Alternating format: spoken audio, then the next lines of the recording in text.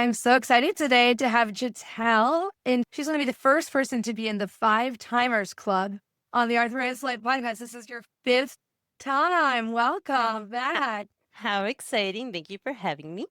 Yay. Thank you so much for coming again. And it's wild to think that your first appearance was on episode 36 of the podcast in 2021. And that was a poetry reading. So that was a live event that we did in the thick of COVID.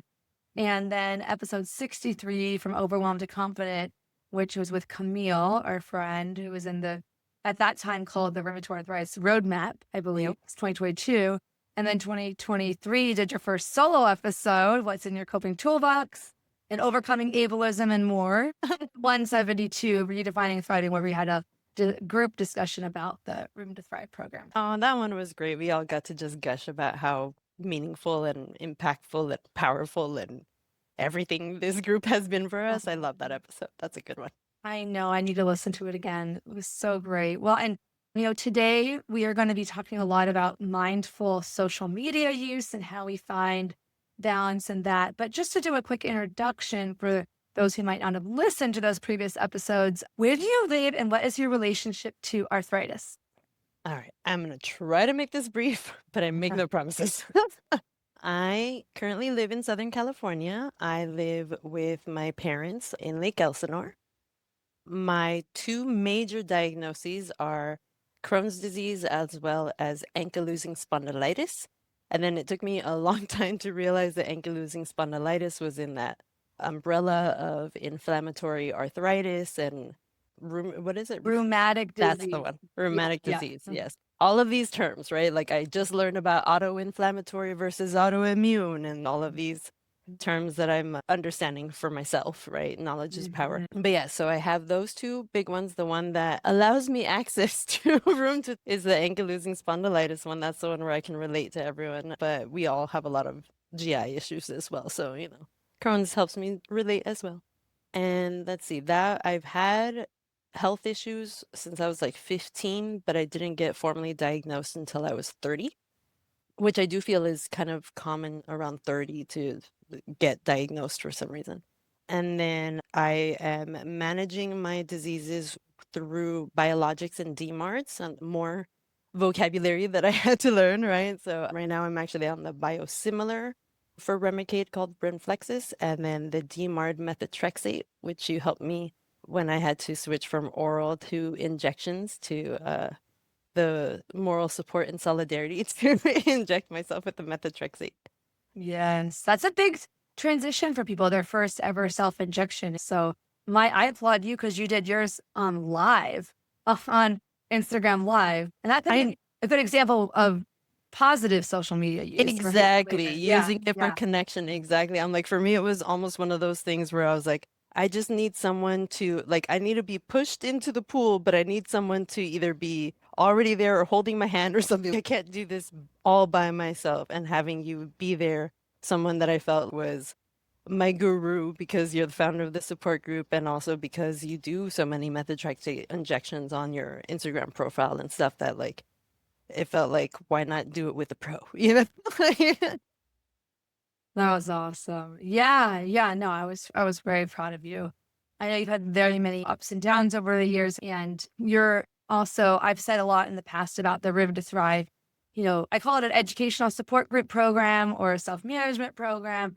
It's really a hybrid program, but one of the things that's been so neat for me, looking back on like the 5-year anniversary of it this year, is that it really has been quote unquote co-created with the members, in the sense that over the years, I've taken the feedback from various members, and I want to give you now on the record credit for giving me some great ideas and iterations, especially from your background as a teacher, that you've helped me shape and mold the program over the years. And it's been really amazing to watch it grow. So thank you. Oh, sorry. Was there anything else you wanted to say about like your overall like relationship to arthritis, or how maybe some people who might have listened to your episode a few years ago might be wondering like how is your ankylosing spondylitis right now? Is it pretty low disease activity or flare? Yeah, I'm actually pretty lucky that it's pretty low to the point that my rheumatologist actually wanted me to go on a drug holiday a little while ago. And thanks to to the Room to Thrive, actually, that helped me like problem solve and figure out how I really felt about that. I realized I wanted to be in a more empowered place before we do that. And what I really mean by that is I'm in physical therapy and I want to be physically stronger before I start messing with the drugs and seeing what the different effects might be. But it's so far so good, knock on wood, that these medicines actually do work for me. The main fact that I feel like I have latched onto and why it has actually caused me a little bit of hesitation to now get off the drugs, even though it took me a long time to get on the drugs, because learning that the medications help halt the progression of the disease that I had. So it was hard to wrap my mind around. Wait, so now you want me to go off of a medication that's halting the progression of my disease? Or doesn't that mean I'm taking the risk of the disease, like of either me having more fusions like I've had, or anything like that? But that's kind of like the balance with everything, right? Like we always call it the risk cost, what is it? The risk, Cost benefit that analysis, one, the right? risk benefit analysis. And we're Yeah. always like talking through the pros and the cons. And that's actually my favorite thing about our group, is that everyone's just, well, this is how it worked for me. This is how it happened for me. And we get to hear each other's stories, knowing that just because that's how it happened for you doesn't necessarily mean that's how it's going to happen for me.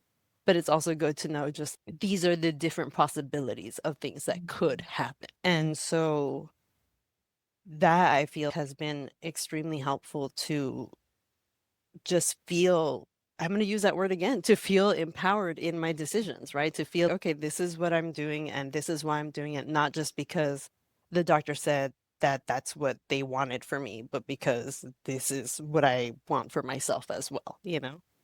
Mhm.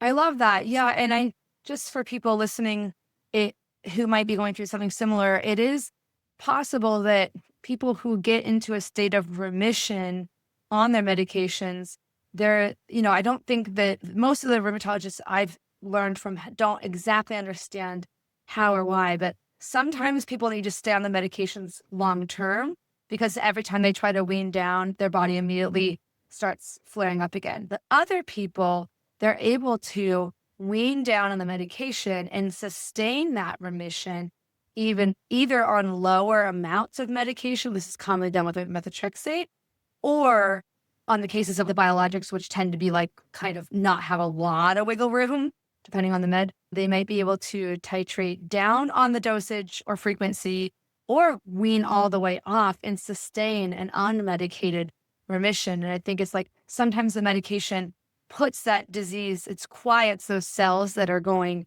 over in overdrive. But again, other times those overachieving cells just come right back out the minute you take the medicine away. So I can see how it's really up to you and your conversations between you and your doctor, but it's up for you to say what the risk and benefit, the risk benefit analysis for you. I think in the case of some of the doctors, they say if you don't need to be immunosuppressed, we would want you to not take immunosuppressants because then your immune system's going to be more robust.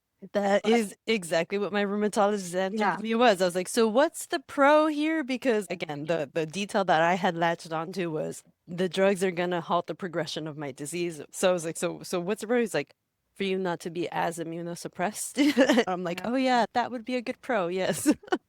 yeah. Well, I think this is just such a good example to patients listening that like it really is when we say it's a journey, like that it's ups and downs over the years, that's really true, right? Because when we talked to you earlier, you weren't in a state where this was even on the table. So just know if you're in the newly diagnosed stage, it's something where you're going to have to be kind of flexible over the years with these ups and downs. I laugh when I say the word flexible because it's not the easiest thing for me at times.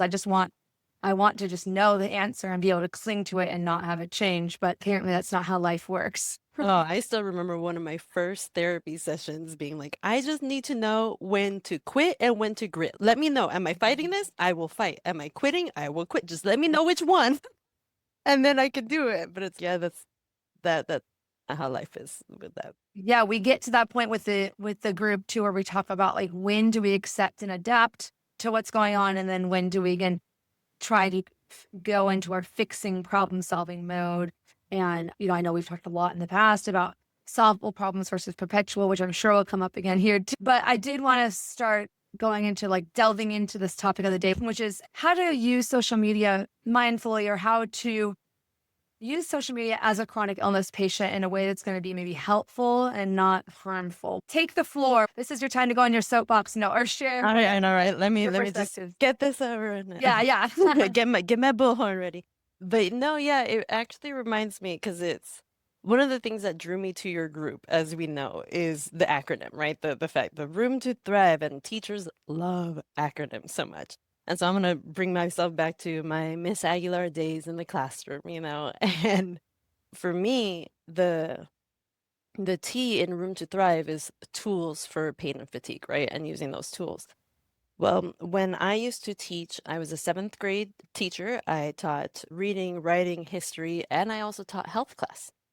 And when I taught health class, I would teach the unit on drugs, ironically, or funnily enough. And I would say it's not that drugs are evil. It's that we have drug use, we have drug misuse, and we have drug abuse, right? It's like you can use it.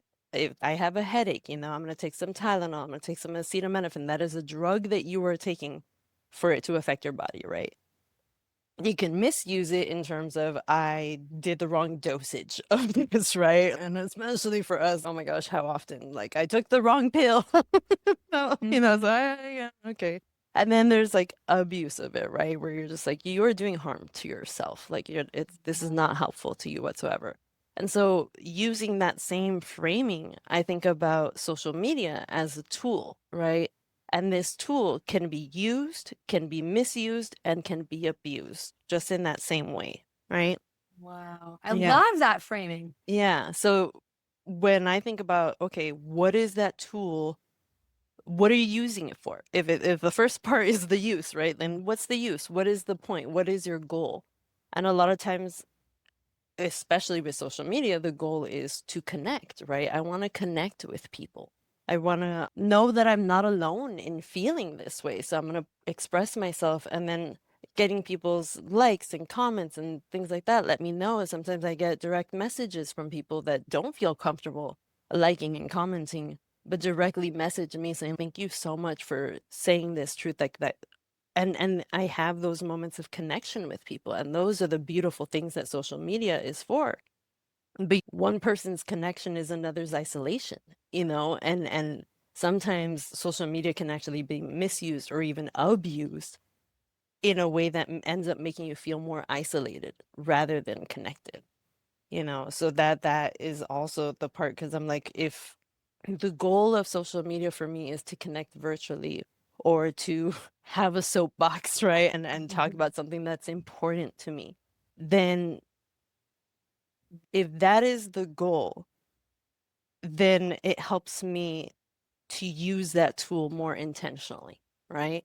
And I mean, I'm laughing because it's like, it reminds me a little bit sometimes though of like when you go to a room and you're like, wait, what was I doing here? You go to the kitchen, the fridge, you open it, what was I gonna get, right? And you have that like almost a brain. I think that's the closest to like brain fog that maybe you can describe. Like everyone's gonna relate to and understand this moment. Where it was here, my brain was functioning, and all of a sudden it just stopped, and now I don't remember what I was doing. But sometimes that does happen with social media for sure, right? Where you just open it, and you're like, wait, there was a reason. I was opening this up because I wanted to connect with someone, because I wanted to check out someone. Like, what was the goal between what was I doing? Not a mindless, don't go to the fridge and mindlessly, don't go to and mindlessly scroll. It's like, what is actually your intention here? And that also reminds me of, speaking of the Room to Thrive, the toolbox and all of that, and talking about when do we use our tools. Oh no, brain fog, it just hit me. There was a reason I was bringing all of that up, and right now it just slipped my mind. Oh, maybe there's you go with the intention to use your tool, and then you're like, why am I in this room? It was like supposed to Yes, be yeah, it's like, sad or what was the intention behind this tool? What did I need it for? And even then, sometimes that's just a really good check-in for yourself too, where you're just like, Yeah. yeah, really, what was I doing? What is my purpose right now? Is my purpose does it make sense for me to connect with people? Or is this actually a time that I just want to be by myself? Like I actually don't feel it. I don't feel like socializing on social media, right? Like that is another thing that people don't think about, the fact that we socialize on social media. Like I sent you this one thing that said, something about people criticizing you for being on social media, or that kind of thing. And it's, but my friends live here, Yeah. right? Like, Where my friends are. this is Yeah. where my friends are. And it's true. This is what keeps me from feeling completely isolated, because going back to the whole drug holiday and being immunosuppressed on immunosuppressants, and just like the anxiety of that is very real, and that struggle is very real. It is really nice to be able to socialize with someone without having to battle anxiety, and without thinking in the back of my mind, is this the moment? Am I getting exposed? Or am I gonna regret this later because I ended up Mhm. getting sick, And instead it's, no, I get to be fully present in the Zoom room. Also, really good for when I'm in a flare or anything like that and I'm very uncomfortable. How many times have I gone to group and I am laying down, I am horizontal. Sometimes we Mhm. don't even turn on the cameras because we're just like, I can't be seen, but I still want to be present. I still want to be here with everybody. And it's just such a great way to once again connect with people virtually, even if I was about to say something that would have betrayed my entire point. Oh, Like, they'll say, even if it's not real, and it's, well, that is the thing that people will say, oh, social media is not real life. And for Mhm. me, when I see that, when I come across that, first of all, it's a red flag, where I'm like, oh, okay, who that person is probably a jerk online, because they don't see this as real life. They don't see these as real people that they are interacting with. So they are taking liberties and making it like just doing whatever, saying whatever without a filter, because they think it's not real life. So I'm like, Yeah, yeah. I so agree. I like to think back maybe from a historical perspective, like about, I do understand that there the selective algorithms and there's certain aspects of technology today that are truly so different than any other technology in the past. But let's just think about, did you know that when they first started, printing press started being able to print books, that I'm sure you probably didn't know this from being a teacher, but the teachers were furious because they felt that students would no longer, they would lose the skill of memorization because they'd be able to look at a printout and what they were reading. Or that, when telephones first existed, oh no, we're people are just going to be on the phone and never socialize in real life anymore. So we had these panics every time there's been new technology. Again, I do think that there are quantitative and qualitative differences about things like AI and the algorithmic nature now. It's not just like you're taking newspaper and you put it online and we all are still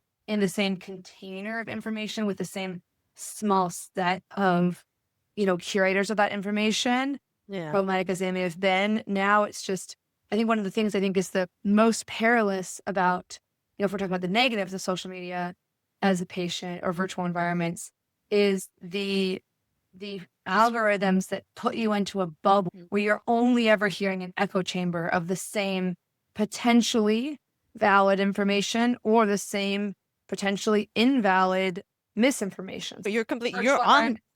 you're still with me, because I'm like, and that's an extra point for why it's important to use social media mindfully as opposed to mindlessly, right? To be a critical thinker, especially now in the world of AI. Like, how many videos and things do we see that it's, oh, this is AI, this isn't real, right? And you're just like, oh my gosh, this look, I totally got tricked by the bunnies on the trampoline. There's a bunnies on trampoline video. It's AI. It's not real, right? And that's when it's, okay, that's not real. Like, social media is like dismissing it as that's not real life. I'm like, well then, what about me expressing my very real feelings on this thing? I'm a real person. I'm real life.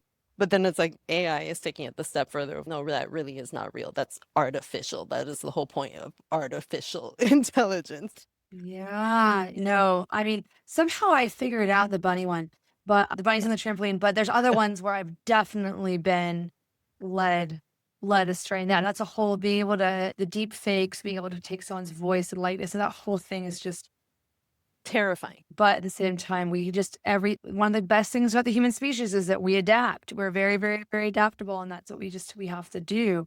I'll say from my own experience on social media, I think one of the hardest things for me is, and I love your opinion on this, you're saying using it as a tool. I might have an intention going on to social media and how I want to use it. And then I get distracted and it's like squirrel. And unfortunately the algorithms are so good at presenting things to me that I am going to be willing and interested in going into and clicking. Then all of a sudden it's become a time suck. And even though I'm so mindful, I've tried different strategies. It's still been hard for me to actually implement, just being totally honest and humble here. I've had stages and booms and busts where I've been really mindful and really good about boundaries. And other times I just totally backslide in it. And I'm wondering if anyone listening is like me, if you have any tips for us or anything that if you've struggled with that as well. Oh, definitely. Yeah. Oh, 100%. I think that just like with everything, one of my favorite metaphors for this actually is just like with everything, there is a balance. There's a balance. Oh, here's another Miss Aguilarism that I used to say in the classroom all the time. Moderation is key. Like we tend to go one extreme to the other, and it's like actually that Goldilocks moderation is key tends to be in most cases where you want to be, right? Not too hot, not too cold, like not those extremes kind of a thing. And there are like a lot of tools that do help you with that mindful social media use. So for instance, if it's a timing thing, right? I know that there are actual like apps and settings and stuff that can strictly be like, you are only allowed whatever time you gave yourself, right? If you decided 20 minutes, if you decided an hour, whatever, and that's it. And after that, it locks you out of the app for the rest of the day and it won't let you back in until the next day. And, if that's a tool that works for you in order to get you to have mindful social media use, then cool, that works for you. But just like with most things, I don't think well, first of all, it's definitely not a one size fits all, but it's also not like a one-time solution. And then this is going to be the one thing that changes it all. And then once I'm there, it's going to be this. No, this is going to work for a while. And then, I'll fall off the wagon or it'll stop working and then I'll have to figure out another strategy. And like that for me, returning to the T of the toolbox, like that for me is the importance of having so many different tools, because then it's not just the one that you're depending on. And if that one doesn't work, oh no, now you're lost. And instead it's, well, okay, that one didn't work this time. I've also heard of the strategy of, I sent it to you. Actually, it was a picture where someone made like a whole like dollhouse for their phone.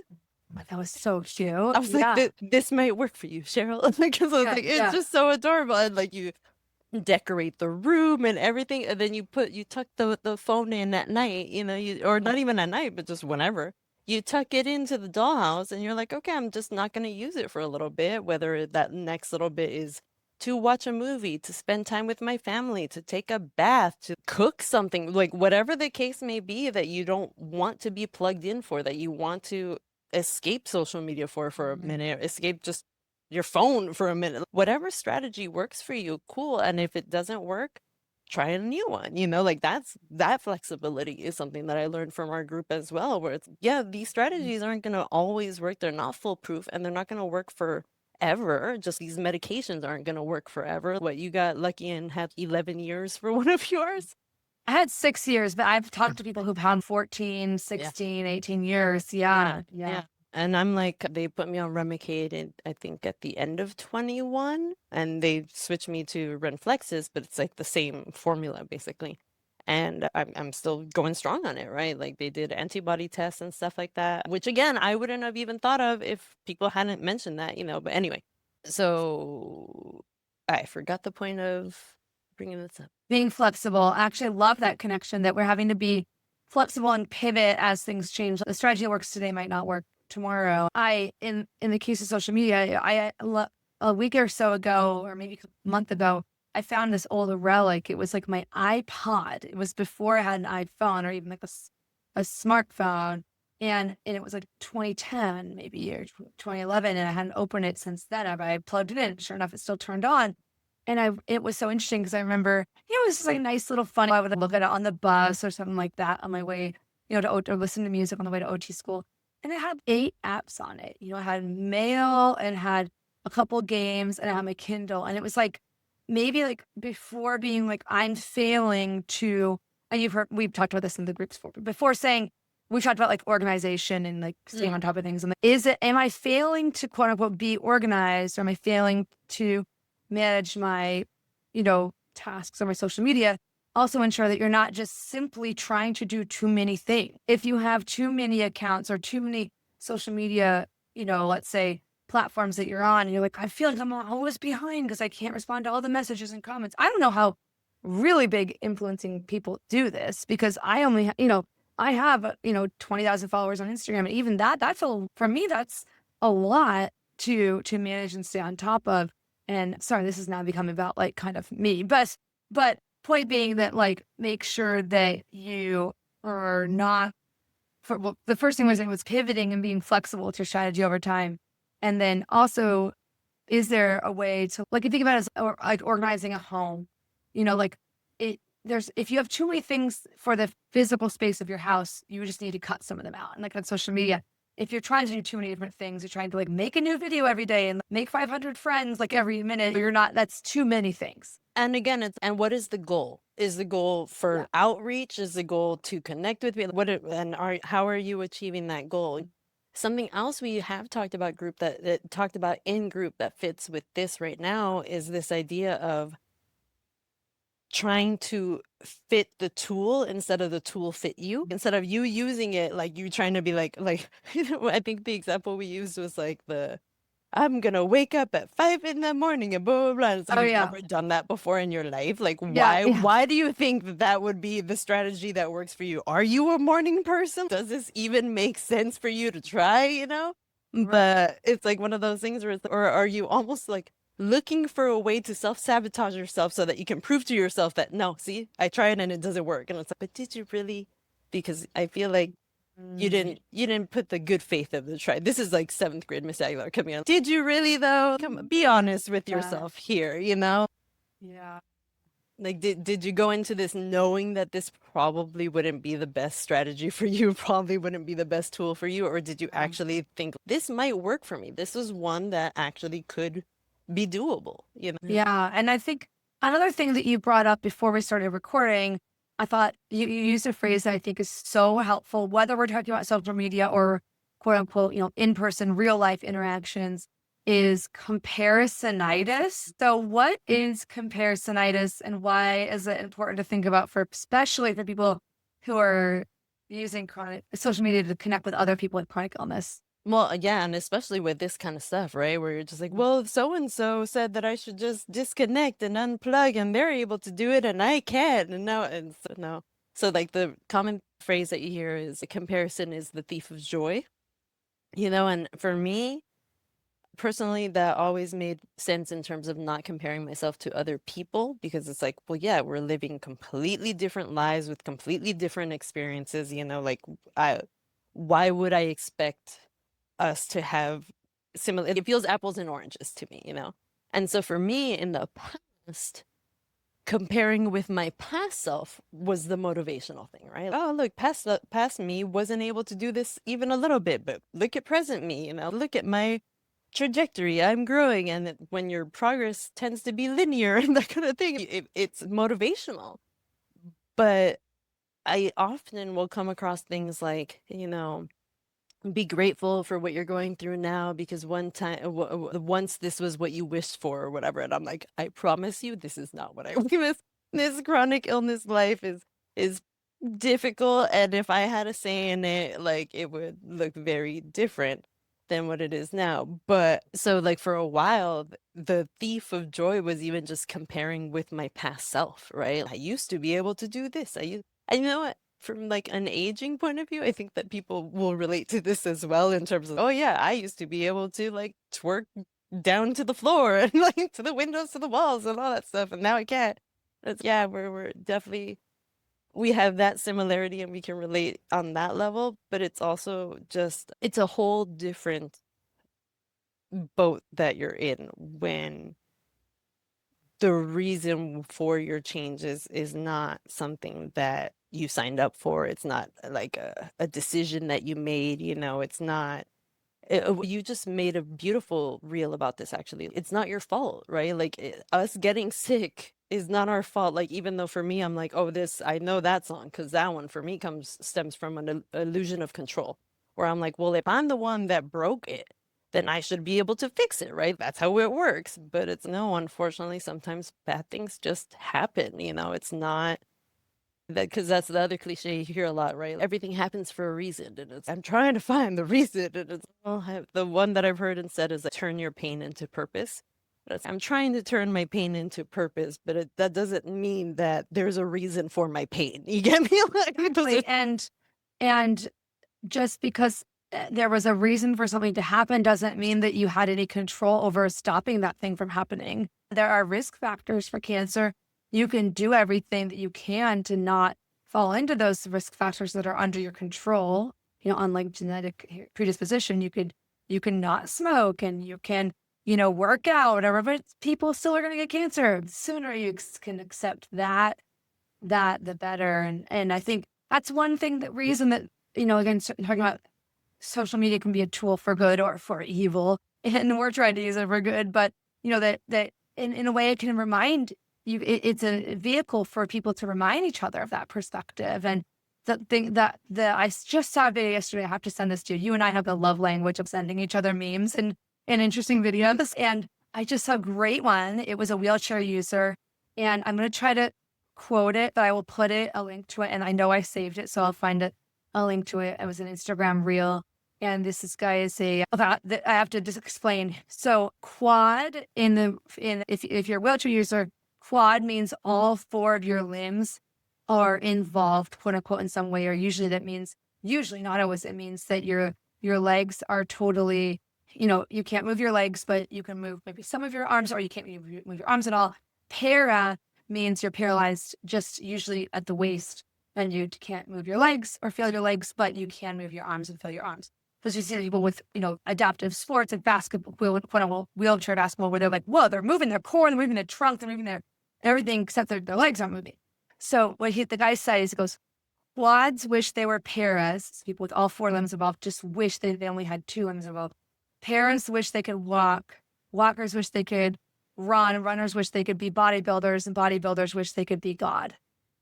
You know, and it's like, where does this stop, right? Everyone just wants the one, or I think he said, bodybuilders wish they could be Arnold Schwarzenegger. Arnold Schwarzenegger wishes he could be God. It's like, be careful, right? It's like the person with RA and me, gastroparesis and RA, wishes I just had RA and not gastroparesis. The person with, you know, everyone wants a little bit better than what they have. And that's the flip side of the coin of the human, what we call like human nature, that we always want more, which is why we've been able to evolve and do wonderful things over time. But the flip side of that is that we have a hard time being settled and satisfied with what we have. So, yeah. Yeah, because on one side of the coin, right, you think to yourself, like, well, it gives me the motivation, right? It gives me ambition. It gives me something to shoot for, like that kind of thing. But this goes into the question that we've been talking about, where I'm like, it's important. Part of being mindful about things is checking in with yourself, right? Being mindful is like, how does this make me feel? How am I like, and oh my gosh, as a chronic illness person with ankylosing spondylitis, like I'm constantly checking in on the physical part of me, right? Like, how does my back feel? Should I sit down for this task? Is there a way I can accommodate or be flexible about this? Do I have to get it all done in one sitting, or can I get it, you know, and just constantly checking in that way for the physical aspects of things, but also for the mental part of it, right? Checking in terms of, is this helpful to me or is this harmful to me? Is it effective in helping me reach whatever goal it is that I'm actually after right now, right? So if the comparison that you're doing is in order to motivate yourself, in order to achieve a goal, and it's not to put yourself down, it's not harmful, it's actually helpful in that way, well, then more power to you, especially for like competitive people. Comparison actually really works, right? Like it's a motivating factor, you know? But that's also part of the whole knowing yourself and knowing, is this motivating or is this self-sabotage? Is this actually something that's helping you, or is this actually making you feel worse and giving you more reason to put yourself down and say, I can't do this, right? Instead of figuring Mhm. out a way that you can. Because maybe you can do it with help, or maybe you can do it with accommodations or with modifications, or maybe you can do it if you spread out the task over a long period of time as opposed to expecting yourself to do it all in one go, right? Like just different Yeah. ways to be flexible. But those come from checking in with yourself first and say, like, how is this helpful to me? And that actually reminds me of what you were saying earlier in terms of being organized and who do you surround yourself with. In Spanish, we tend to say, which is tell me who you're with and I'll tell you who you are, kind of a thing. And so when it came to social media, that was something that was happening, was I was realizing like how much compare, especially when the pandemic first hit and the lockdown and everything. Well, actually, when it first happened, it was what you and I were reminiscing about at the beginning of this chat, where like everyone and their mama was quite literally online.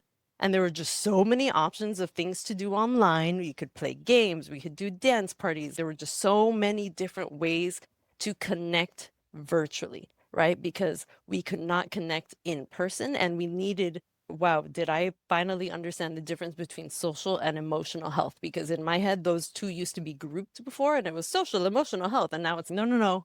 I definitely understand the difference between social health, which involves socializing and being in community and being with people, as opposed to emotional health, which is your inner world from Room to Thrive, right? And doesn't have to necessarily involve anybody else but yourself, you know?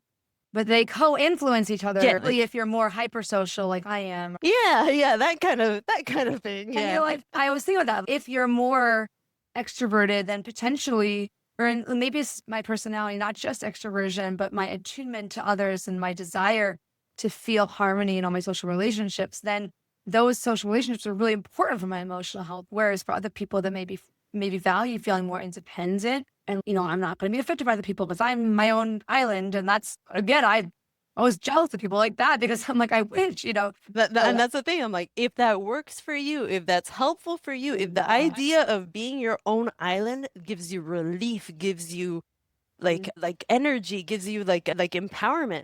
Sweet. You know yourself, you figured that out for yourself, and you now know how to keep your peace and how to hopefully maintain your boundaries and how important it is to tell people no, because being alone is very important for you. But on the flip side, for extroverts like you and me, because I constantly will say I'm an extrovert forced into an introvert's life, feels extremely Yeah. isolating to be by Yeah. myself. Oh, And then, sorry, I don't mean to laugh. yeah. Right. And Yeah. it's social media for me is like one of my outlets, like one of my ways, my windows into the real world. And so to hear once again people say, but social media isn't real life, I'm like, damn. So the one little thing that I had, you're now dismissing and saying that that actually doesn't count because the way that you want me to count, I can't count as anymore. Speaking of ableism, right? Like it's a very ableist point of view to assume that everyone can access one thing in the exact same way. And it's no, actually, there is a diversity of needs, and that's the importance of inclusion, right? So, like for instance, for me, speaking of I wish, because that's what you said earlier, I wish I could be right. Yeah, Yeah. I wish I could be on the side of the people who were celebrating like being forced back into movie theaters after COVID and who like only find medicine commercials annoying instead of activating. Like I have to mute them or fast forward because I cannot listen to medical commercials, especially when they start listing all the side effects. I'm like, ah, stop it. You know, Mhm. and it's like I am obviously living a very different experience than other people. So back to comparison, like it makes no sense for me to compare myself to people who are living a very different life to me. And so coupling that with the organization and back full circle to what I was saying at the beginning anyway, is that that's when I decided to organize myself and actually create a public profile. So I Yeah. actually have Social two media. Instagram profiles. I have a private profile and a public profile. And part of the reason why was because, yes, now the online space and the social media world and everything was where I was now meeting people. as opposed to people that I already knew in real life and then being like, oh, let me follow you, like that kind of thing. It's like now it's like people that I'm meeting through Zoom. Oh, we're gonna exchange Instagram handles or whatever. And I was like, how embarrassing, like my private profile, like I will be crying on there sometimes. Like I talk about like hard things. Like I'm expressing myself through my private profile. And I didn't feel comfortable giving that to people that I was just meeting. It was different when it was like fellow chronic illness people who would understand. But honestly, when I post things sometimes, like normies or the muggles or non-disabled people will freak out and be like, oh my God, her life is so tragic. How sad, blah, blah, blah. And I'm like, I'm here trying to make a joke out of this because Yeah. if you don't laugh, you're gonna cry, or whatever they Like say. excuse me while I use while I use gallows humor. Exactly. And it's one thing when I do that with people like my fellow Room to Thrive people with people who are in the know, that whole if you know, you know kind of thing, right? If you get it, you get it. Once you get it, you Yes. get it. And that was such a big difference too, was like friending so many more chronically ill people through my private profile where I was expressing myself and like my journey and the ups and downs of navigating chronic illness, and now having people like having an audience that I was expressing myself to that understood, right? That would write back messages like, I know exactly what you mean, or like that kind of thing, as opposed to people who didn't reply whatsoever, or who would say things like, toxic positive type things, or just stay positive, and I just need to express my reality, and I realize that my reality seems very negative to you, and so now I sound like I'm being negative, but honestly it's either this or be silent and repression and everything, and I'm not going to do that. So instead what I did was create a public profile, so that my public profile was the one that I was friends with everybody and their mama. My public profile is the one that I give to people when I first meet them, to be like, oh, okay, this is the more curated one. This is the one that's more mindful. And I think a little bit harder about what I'm posting. I also will do the accessibility image descriptions. And like, I will basically spend more time and be more mindful about the things that I post via my public profile than I do on my private profile. My private profile is like a journal where I express myself, and I'm so blessed to feel the solidarity from other people. My public profile is where I want to spread awareness and support and small businesses, and talk about news that I think is really important and affects me. And I noticed that really, really helped with my mental health, because sometimes I'd be like, you know what, I cannot with the real world, I cannot with people going out to concerts when I'm like freaking out that I might die from COVID, and the comparison is the thief of joy. These are the last things, the last images I need to be seeing, this is not, Right. it's not nothing against you. Like, you live your life, you take the risks that you're going to take. I realize that people wanted to go back to normal, and now that's the rush that we're in, but just because that's what everybody else wanted doesn't mean that that's what works for me. Once again, is this helpful or harmful? And it's very harmful to me to try to ignore myself and make myself uncomfortable for the sake of other people's comfort, because they're traumatized by seeing me in a mask, as opposed to like my trauma of being immunosuppressed on immunosuppressants during a global pandemic. Mhm. Um, but yeah, anyway, so when that happens and I'm like, this is too much, I can't with the normies, I can't with that world that I no longer fit into, I go into my private profile and I just stay in my private profile where I am friends with fellow chronically ill people and we have very similar realities. And I know I'm most likely not going to be activated by someone's post on there, Or gaslit Yes. or Yes, or yeah. you have all that toxic positivity like come at you, because sometimes that happens and you're just like, I wasn't expecting this. I just wanted to feel connected to people. And now the opposite has happened. And now I feel extremely isolated in my tragic reality, instead of feeling connected and to the solidarity of other people, which is actually another thing as to Mm. why I'm so grateful for a Room to Thrive Discord group. Yes, let's talk about Yeah. Discord as an alternative to social media. Exactly, Yeah. because when we talk about social media, so many people think about Facebook and Instagram, and we did have a Facebook group for a minute, Mhm. but so many people were like, I'm not on either one of those things, but I still want to be connected to everybody, and I still want to, laugh at we were just talking about sharing For the memes and memes. stuff like, yeah, Yeah. so I still want to be connected in that. So having our Discord group where we're able to be in community and virtually connect, as I keep saying, that should be the goal, that should be the purpose of a mindful social media use, right, is to connect virtually with people. And I love that we do that via our Discord. And I love that because we are all chronically ill people, we nobody has the expectations for an immediate response or anything like that, like it's just we all understand that it's going to happen when it happens, and none of us are taking it personally. None of us are saying like, oh, they didn't want to respond to me and that's why. It's no, I understand that life just happens and you're dealing with it. Well, and I just want to mention one of the reasons I moved. So the Room to Thrive, the 4-month long program, typically 4 months, sometimes with holidays it's 5 months, where we have their initial cohorts and then the Thrive graduates, which is the ongoing year round group for people who've done the initial group. We used to have a Facebook group for each one, and I started midway through 2025 saying, no, people aren't on Facebook anymore. There's a lot of concerns about privacy as well.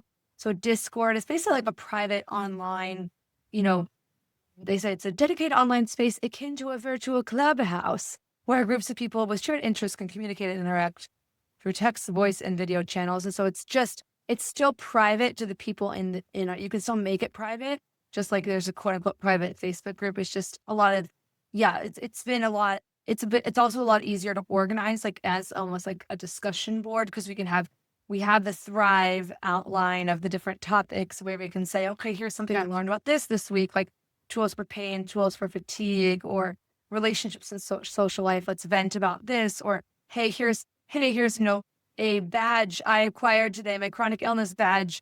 I, explained my condition and I felt validated by the person that I talked to about it, like that kind of thing. So Discord, there's also Discords that are like open to general populations. There's one for Taylor Swift fans, and ask me how I know about that one. But and so that's a great alternative that you can feel more like there's a really specific purpose to it. There's no, at least in my experience on it, there's not like a scrolling. Like the thing that gets me kind of addicted sometimes, quote unquote, or like this thing where I think that 5 minutes has passed and it's actually been like 15 minutes or something, or 20 minutes, where you're just kind of like just getting this weird, like mindless scrolling. And one little tip that I've done, in addition from switching to Discord, I also have tried checking out social media only a couple times in the day and doing it from a desktop computer. Because when I'm on a computer, my mind is like, I'm focused, versus I'm on my phone, I'm like kind of halfway focused. I'm all over the place. So that's another thing that's been helpful when I remember to do it. Old habits die hard. So that's the other thing. It can be hard to know, or it's going to be hard to be consistent, but we have to say, okay, self-compassion, do the best you can with the tools that you have, Yeah, and you check in with yourself about what worked about that, what didn't work about that, Oh, putting a timer while I scrolled actually worked. As soon as the timer went off, it helped me realize I was wasting time on that and I needed to get back on task. Something I do for myself is I will write down, I literally have a note that says hopes for today/this week. And I will write down what I'm hoping to get done. What are my goals, basically? And so if my goal, right, like I'll be like, oh, that's right, I want to answer so-and-so's message. I haven't done that yet. And I will write that down, like answer so-and-so's message. And so the next time that I'm like checking in with myself, what do I need to do? And I see answer so-and-so's message, go to my phone. If I get distracted, start the mindless scrolling. No, what was I doing? And then I have answer so-and-so's message. Oh, that's right. There are ways to get things done, and it's not going to be the same one that works every single time. And it's not going to be, like I said, foolproof and guaranteed. But the point is like making it work for you, right? Like you're not trying to fit yourself into the tool. You're making that tool work for you. And if that tool it worked so great before, and for some reason right now it's just not doing it. Not being hard on yourself for that. That just happens sometimes, like, and sometimes just it reminds me a little bit of people's eating habits and stuff, and it's Yes. especially with us with our like restrictions and stuff where it's, I know I'm not supposed to be having this, but every once in a while, I'll risk it, You do. Yeah. Yeah, and I'm in a good mental space to risk it, like I check my calendar and I'm like, well, I don't have any appointments coming up. So if I get sick, it's not the end of the world. I have the time Mm. to be rotting in bed if I need to. I'm gonna risk it on the ice cream. I'm gonna take the food. Wow. And I feel like it's kind of the same with social media sometimes where I'm like, all right, well, I don't have a purpose, but I don't really feel like doing anything. And I am gonna mindlessly scroll. But even then, as I'm saying that, I'm like, I have literally set up a bookmark of things that I want to watch so that when I have that itch of, oh, I feel like mindless scrolling, I still curated something for myself. And so I will go to that bookmark and just mindlessly scroll through the stuff that I already pre-approved for myself. A lot of this came from me getting very activated and like triggered by things, and just being like, oh, like opening up someone's story and seeing them making fun of someone for taking precautions for COVID, and it's a loved one who tells me that they love me, but they're making fun of someone, and I'm just like, whoa, whoa, whoa, this is a lot. This is not what I was expecting, and trying to figure out, okay, how can I make this work for me? Because one option could be, yeah, just get off social media, right? Just delete the app. There's ethical issues anyway, that kind of thing. But like I said, then I'm like, okay, but I feel very lonely because like my friends are there, like I like how many people actually still genuinely text each other at all, I literally just sent my cousin a text this morning and I was like, I think I'm gonna get back to handwriting you letters like we used to when we were kids because I want to just check in with you, but I don't want you to feel the pressure or overwhelm that, oh no, I have to answer her message. When I'm like, no, that's not at all what it is. I just want to connect, and I don't want the connecting to be stressful. And I don't want the connecting to be something that's harmful for you or me, especially when so many of my friends and family members have you little kids, where I'm like, yeah, that little kid is taking your priority and all your attention. And of course I'm not gonna hear back from you right away, and nor do I expect to, That's so true. That's so funny you said that about snail mail because I've been trying to do that too. Like, I've been trying to be better about having certain hours of the day that are just like screen activities, like whether it's computer or phone, and then really trying to use the evenings to be not to say we can't use any screen. And it's how is it being used as a tool? Like watching a movie as a family, watching a TV show as a family is different, right, than just being in our little silos on our, again, the selected algorithms. But I've been trying to think, what were some of my hobbies in those quote unquote old days, when I discovered that old iPod, like when I used to only do two things on my phone. It's like, oh yeah, I like to make little presents for my friends. I like to send them cards. I like to, I mean, of course, swing dancing for me has always been like a hobby that for the last 20 years. And that's been fun getting back into that, figuring out if you're trying to reduce the quality versus the quantity of the screen time, sometimes the issue is a little both. It's too much and that the quality of your interactions on there is not serving the purpose that you want it to. And so, but other times it's just, okay, can I find a replacement hobby or activity if you're like, it's the volume, it's just too much. I'm spending too much time on it in a mindless way, finding a different thing to do, or just knowing for me, like having like office hours for certain kinds of tasks that structure gives me a sense of ease. And I like having that.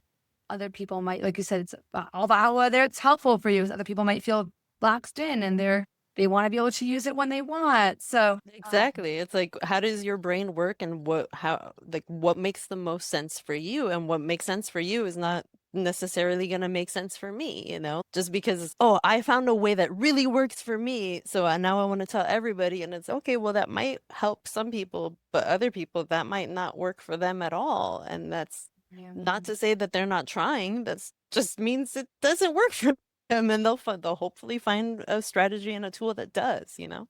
Right. Well, I'm mindful also about time, but this is just such an important conversation. And, you mentioned getting triggered on social media. And I think that is such a common experience when you're using it in a way where you're sharing your story and part of your story is your chronic illness. It's like, it's every time, what is it? Every time a child laughs, an angel gets its wings or something. And what is that thing from It's a Wonderful Oh, it's Life? from, yeah, every time a bell rings. Oh, a bell rings. I'm Yeah. like, yeah. So it's like that. It's every time someone says they have rheumatoid arthritis, someone comes out of the woodwork online and is, Have you tried yoga? yeah, stuff. Yeah. I think there's a lot of is it social media or is it just how humans are, right? Because that same interaction probably would still feel bad if you were in person, but it seems to volume and frequency that happens is a lot higher on social media. What would you say? I mean, again, you were just saying it all is so individualized, but Yeah. if I want to share more about my chronic illness, but I'm finding it triggering at times to talk about, do you have any general other I mean, tidbits of advice? yes. I'm like, it's all about, like I said, the first part is checking in with yourself, right? What am I doing this for? Is this helpful? Is this harmful? What goal do I have? If it's connecting, how am I connecting, etc. But the second part from there is, okay, now I have to enforce my own boundaries about it. If Mm. this is the tool I've decided to use, like we said, the timer or whatever, okay, so enforce your own boundaries about it. And that's something that only you can do for yourself. No one else can do it for you, you know? Yeah. So then it's okay. I noticed that, oh, for the, yeah, like I noticed that whenever I post about this particular subject, Mm. the responses, the replies tend to get me a little triggered. So my option might be to just not post about it at all. But now I'm not expressing myself, and actually this is more harmful to myself. I really don't want to repress this. I really want to give this oxygen and sunlight and really just, and especially again for me, the thought that always keeps me posting is even if there's just one other person that can feel less alone because of this, who's, oh my gosh, you get it too. Oh, I felt the same way. Like that for me, that's it. Just that one.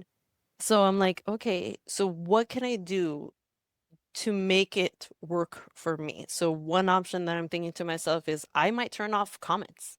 I might say, this is Ah, just a video that I'm putting up.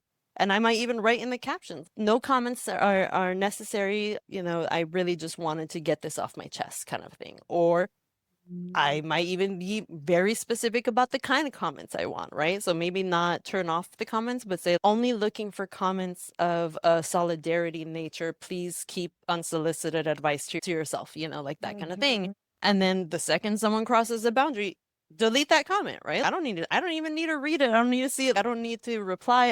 I already said what it was going to be like. I Right, don't right, feel right. the guilt of trying to appease this person or basically, yeah, like appease their comfort at the expense of my own. Like that just does not make sense. It does not compute for me, so I'm like, yeah, that is my advice, is that you communicate your boundaries and you enforce your own boundaries. Don't expect other people to respect your boundaries just because you put it out there, right? Like Right. that would be nice. That would be great. In the ideal world, right? That's exactly how it would happen. But no, the point is I have my boundary. And if someone crosses it, if someone violates it, someone pushes up against it, then that is when I get to choose to enforce that boundary. And that enforcement is going to look however it makes sense. I have blocked people. I have muted people. Social media for me is my world, right? Especially my private profile. That is me. Yeah. I mute people's stories as much. I will even be like, I love you, muted. Like it's Yeah. not personal. It's not about you. It's about me. And like this is kind of like the other side of that echo chamber algorithm that we were talking about. Right? But it's like I'm making it work for me actually, because in my private profile, like I said, that's where I follow the majority of spoonies and stuff. So that's the kind of content that I get to see more than anything. Right. And that is different than like a corporate entity whose main goal, right, is keeping your eyeballs on the app for as long as possible so that you will eventually click some sort of advertisement and make them more money. That is different than you as an individual human with your own human brain saying, I'm going to help curate this so it works for me and choose mindfully who I follow, who I don't, who I interact with, who I don't. I mean, people have said so many times, like, social media can bring out the best and the worst of human nature, the internet in general. It's not just social Yes. media. I think it's especially people who have a anonymous, like the anonymity of it, the Yes. thrill people seem to feel at times in, saying something negative or riling someone up. And I was joking with my parents the other day, but it's, wow, I actually did find like a cure for being a people pleaser, which is being on social media, because you really You realize can't please everyone. you Yeah. really can't. And if the only thing that would please everyone is like to please everyone, say nothing. It's, to avoid criticism. I'll find who said this, but there's a great quote that I had to repeat to myself a lot, especially when I was first on social media and being public about my thoughts. And even it was, to avoid criticism, say nothing, do nothing, be nothing. Yeah. Like, And even then, someone will criticize you for saying nothing. yeah. And well, it's also like this kind of perennial, for me, debate of would you rather be right or happy? Yeah, I really want to be happy, but depending on the situation, I often kind of would rather be right when it comes to, I think the things that I've had to have guardrails for myself around are like the endless kind of back and forth about whether there are some individuals who, do like a natural, like it's the medication Oh, of yeah, it yeah, all. yeah. Yeah. And also the kind of, I actually think that the comments that are the most heartbreaking for me to get are actually when I post a video with the best of intentions and I feel worse after seeing your video. And I've come to realize that it is just, we just are going to have, we're humans that are going to have our feelings, and that's not right or wrong. If I want to post a video of myself swing dancing, and because my body right now is at a state where I'm able to swing dance and it brings me joy, and someone else who has rheumatoid arthritis is upset by that video because they feel their perception, and their perception is based on some reality, that some people will look at that video and say, this is a real situation where they're like, I'm worried people will look at that video and think, well, RA isn't that serious because people like you are able to like dance with it, which is like, there's so many like incorrect assumptions on that. But that's true that some Yeah. people, and one person even says, my husband looked at your video and said, I can't believe she has RA. She's moving so well. But it's like, A, you're not seeing the systemic impact. You don't know that I have erosions on my joints. You don't know that I have OA in addition to RA. You don't Right. know how this has affected my every aspect of my life, from like fertility to like job choices to marriage. You're just seeing me dancing. But so I think that, but on the other hand, it's like, it's been a life lesson for me. It's like sad for me to be like, I don't ever want to, my goal in life is to like help other people and make them feel as empowered as possible, and obviously not make anyone feel quote unquote bad, but there's just no way to take effective action and share my story authentically that's gonna be beyond any reproach, that's gonna just please everyone. It's just not gonna happen. And that goes back to the whole everybody is different. Like even the same diagnosis, we have different bodies and things will be different. Where it's just, again, what worked for you, it does not guarantee that it's gonna work for me, kind of a thing. And it's, I guess, instead of saying comparison is the thief of joy, sometimes it's even like, my joy is not the thief of your joy. Just because like Yeah, I this love doesn't take that. away from yours, right? And if anything, I kind of wish that you could find joy in the fact that, hey, this could be an option. This could be a possibility. Like you might find a medication that works so well for yourself. There, you are able to go back to one of your old hobbies. And how fantastic would that be? Like I would not, what's that word? I would not resent someone, or I would not like want to take that away from anybody, because I really want that too, like I would love to be able to go back to one of my old thing. And I was not even that physically active. I'm not a Yeah. swing dancer, soccer player. I Exactly. want to run a marathon now that I can't. Dang it. Oh, I was going to run a marathon. I promise. Yeah, I just want the ability. I'm like a cat. I just want the door to be open. I want the option Yes. of it. Yes. Yes. So true. Well, and also, I think this is really making me think deeply. I think you and I both talked a lot about this idea of the very, very subtle ableism in the phrases of things like, overcoming your rheumatoid arthritis or Mm. ankylosing spondylitis or having a normal life. But on the one hand, I've always said I try to educate doctors and providers on there's a little bit of a complication in saying things like you can live a normal life with it because I know what you mean. The subtext of that is that you can do the things that you hoped and wanted for your life before this came into your life. But it also reinforces that a normal life is only one that doesn't have an impact of your illness, which even if your joints are in remission, your disease is in remission, it's going to impact your life. Yeah. I remember my first rheumatologist told me, or was it my gastroenterologist? One of my first specialists straight out told me, but I don't want this diagnosis to ruin your life. But I was like, oh, okay.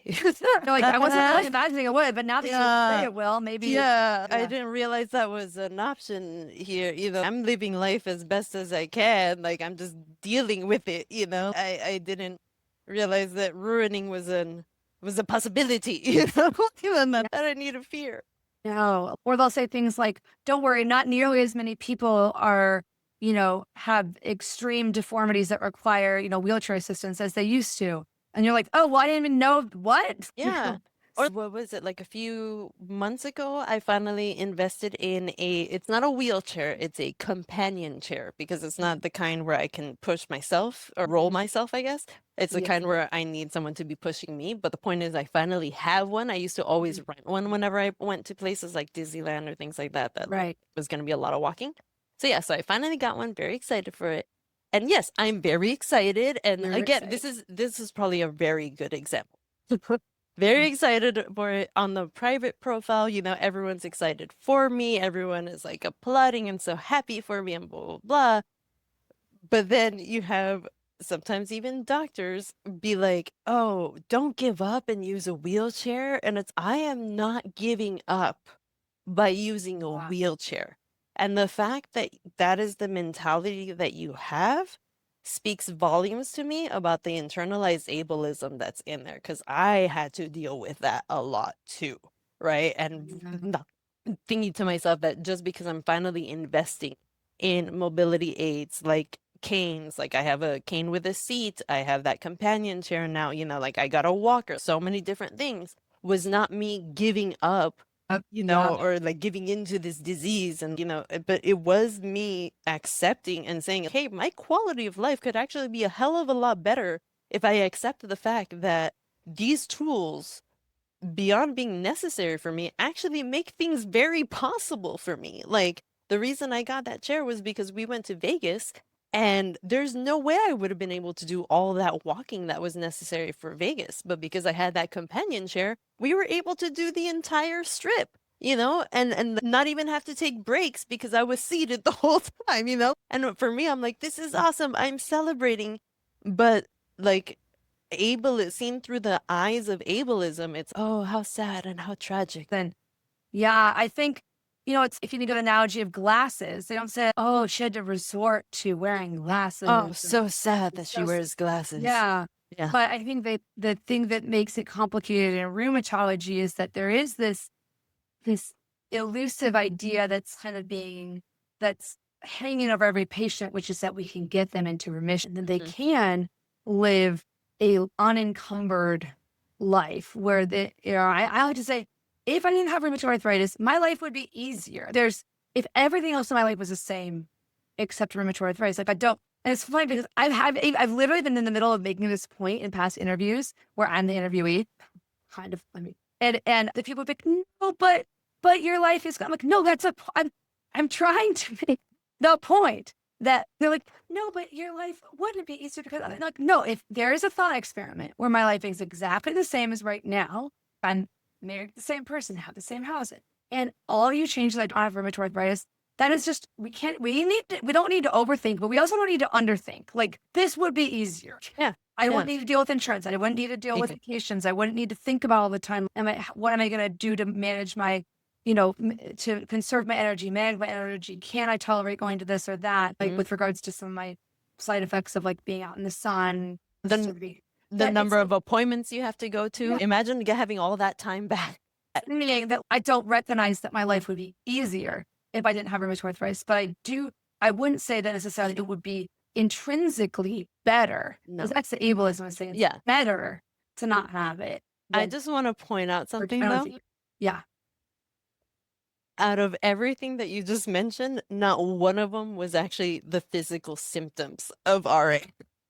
Yeah, that's the And thing. it's Yeah. true because like everything else, that's why I say I'm a professional patient, because I'm like, the things that are required of a chronically ill life to manage it, just going to doctor's appointments, getting your medications, getting your lab work, like all of that.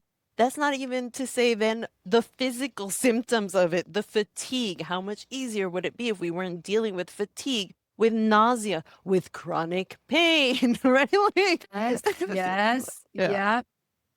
Yeah. When I was thinking like if the magic wand was pulled up and then like they took away the physical. I mean, I think this is just a poignant point for people I hope if your early diagnosis might be a little confusing because you might be like, but I kind of do want the disease to get in remission. But what we don't want to do is focus on that so myopically that we forget that there are Yeah, possibilities of living a good life with it. And exactly. if it is in remission, you still have the admin. You still Yeah. have the, And also like thinking to yourself that that is the only goal, knowing that no, yes. there are different possibilities. That is one possibility, right? Forcing yourself to fit into that goal, right? Instead of looking at your life, being present in it and accepting where you currently are, not closing yourself off to that, saying, hey, maybe one day that will happen. Maybe it will be medicated remission. Maybe I'll achieve unmedicated remission. Like I don't know what new, speaking of technology, right? I don't know what new technological advances there might be.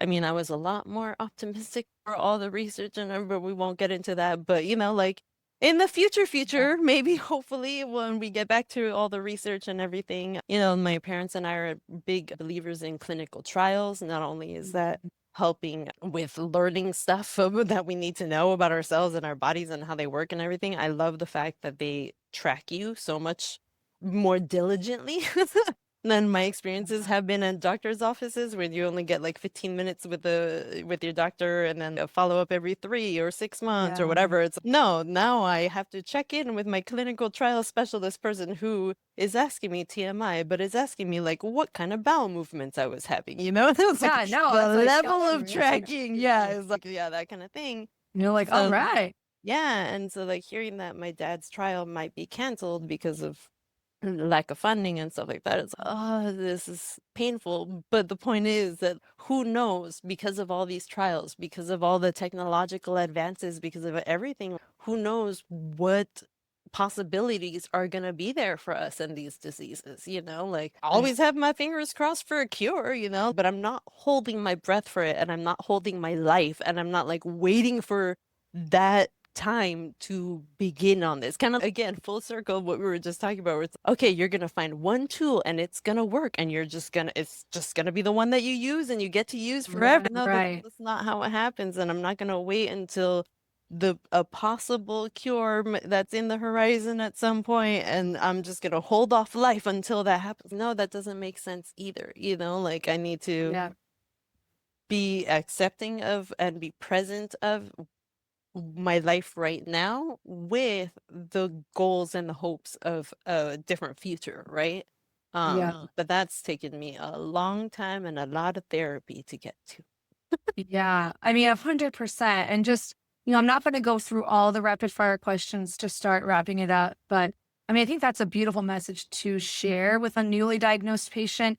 Is there anything else you would just specifically want to share to somebody listening who might be newly diagnosed? It's okay if there's not, because we covered so much. I know. I was trying to remember what I had said in the last one because I Yeah. remember that you asked about mantras and stuff, and I'm like, did Yeah. I say this one? My one moment at a time, because you normally hear one day at a time, but for me, a day, those 24 hours are way too long.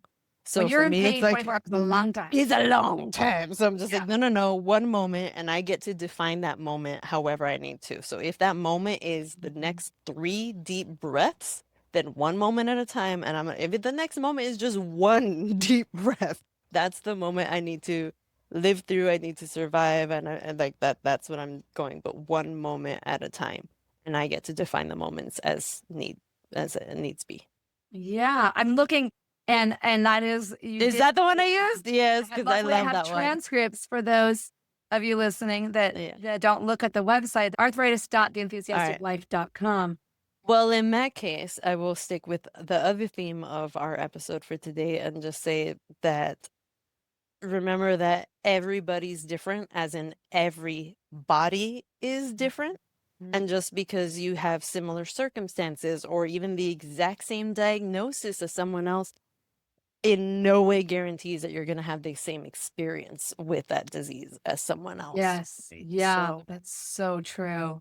That's so true. And then this is kind of the central thesis or question of the Arthritis Life podcast, which is what does it mean to you to live a good life and thrive with your autoimmune arthritis slash yeah. disease? Again, bring it back to what we were just saying. It means that I'm not waiting for my life to begin. It means that I am actually present in what's happening and trying to find joy. Because that was another thing that I was like, what is the difference between enjoying something and trying to find joy in something? And it's, yeah, you're not always going to be able to enjoy something. I was like, I am struggling to enjoy my current moment. Like this Yeah. fucking sucks. How am I supposed to enjoy it? But to find joy in it, right? It's, oh, but you know what? I am cat sitting and I have a little kitty that's purring next to me. And that is the joy that I have found. You know, I'm not enjoying the moment, but I have found joy in this moment. And yeah, I think those are the big things I would say. I love that. And it's just, I can hear the English teacher in you, that even if you're not enjoying. Word choice. It's all Well, about word choice. it almost broke my heart once. I did have, but it was a good learning experience for me. I usually have as an icebreaker when the very first meeting of our new Rheum To Thrive cohorts, people share where they live and their relationship to chronic illness in the sense of, what illness they have, whenever they want to share about that. And then something that brings them joy, just in general, usually your pet or a book or a movie.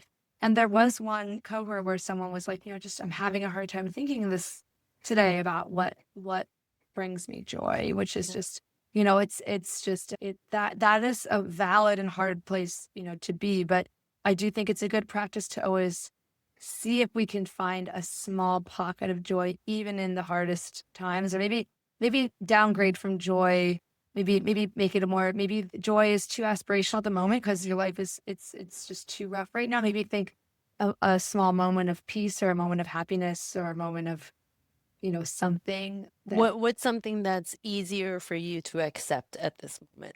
Hey, Mm, I have clean sheets. yeah, Thankful for the clean that I'm sheets I am in safe. right now. Although your body might not feel safe if No, it's really yeah. flared up, so, but I love the answer that you're not waiting for my life to begin. I just love that. So I wrote that down and I highlighted it.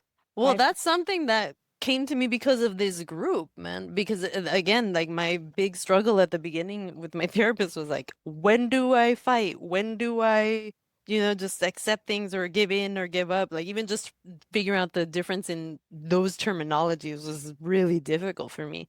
And the experience of being in Room to Thrive and being around so many people that were not forcing themselves to enjoy the moment, right? And we're just Every being single, real and with that realness, like being unapologetic, even if it is negative, and then realizing how many of us like don't feel that way, where it's just, no, that's not negative. That's just what you're dealing with. And oh my God, it sucks. And I'm sorry that that's what you're dealing with. And just like having those moments are so healing to be able to I've mentioned this before, and I think I definitely said it in that 5-year episode where it's like being able to have concrete people that I think of, not a hypothetical. Would I say this to someone going through the same thing as me? But instead of, would I say this to Cheryl, the founder of my support group?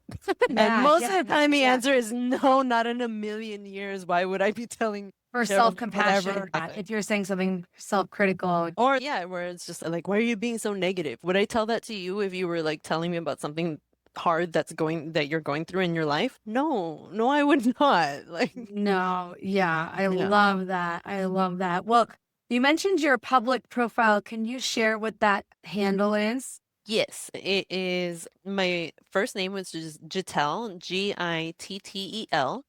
underscore and then my nickname, which is GT.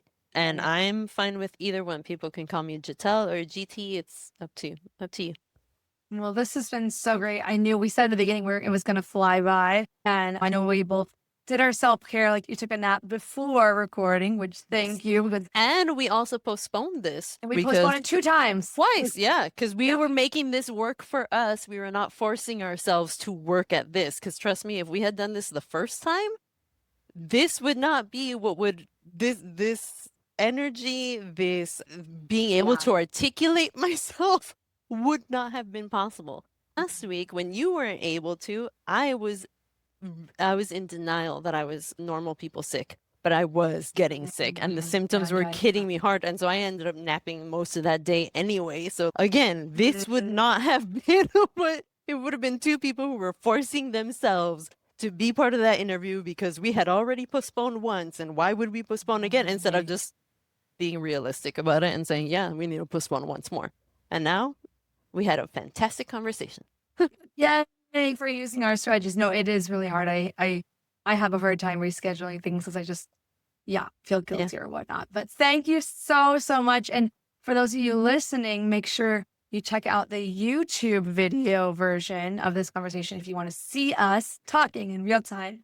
And there's also the detailed show notes on the website. So thank you all again, and we'll talk to you later. Thank you, GT. Bye.